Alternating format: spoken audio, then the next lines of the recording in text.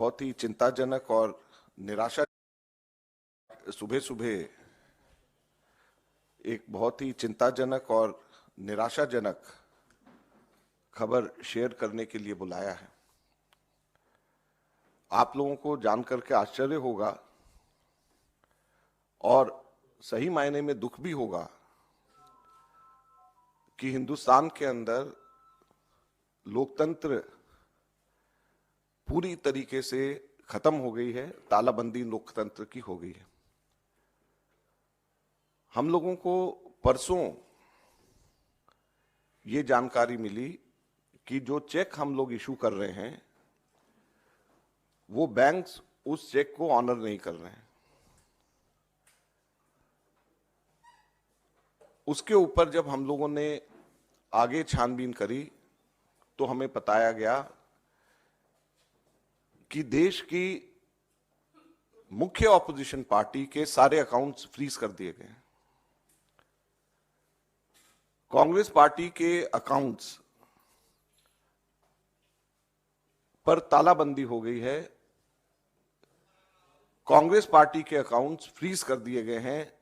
हमारे देश में लोकतंत्र पर तालाबंदी हो गई है और ये कांग्रेस पार्टी के अकाउंट्स फ्रीज नहीं हुए हैं, हमारे देश में डेमोक्रेसी फ्रीज हुई है। यह सरकार क्या दिखाना चाहती है और किस आधार पर फ्रीज करे गए हैं, मैं आपको बताना चाहूंगा तो वो हास्यास्पद है। और ना केवल कांग्रेस पार्टी के, कल शाम को यूथ कांग्रेस के भी अकाउंट्स फ्रीज कर दिए गए और यूथ कांग्रेस और कांग्रेस दोनों के अकाउंट्स जो फ्रीज करे गए हैं, 210 करोड़ की रिकवरी इनकम टैक्स डिपार्टमेंट ने यूथ कांग्रेस और कांग्रेस से मांगी। 210 करोड़ की कुल रिकवरी।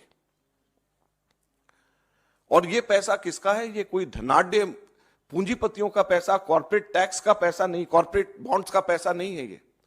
ये पैसा जो कांग्रेस पार्टी के अकाउंट्स में है वो ऑनलाइन जो हम लोगों ने क्राउड फंडिंग जो करा है उसका पैसा पड़ा हुआ है। लगभग 25 करोड़ रुपया हमारा इकट्ठा हुआ है, जो हमारे देश के अंदर, जिसमें 95% से भी ज्यादा पैसा 100 रुपए से भी कम यूपीआई से लोगों ने जमा कराया है। यूथ कांग्रेस की मेंबरशिप ड्राइव का पैसा है और वो पैसा इनकम टैक्स ने, भारत सरकार ने फ्रीज कर दिया है।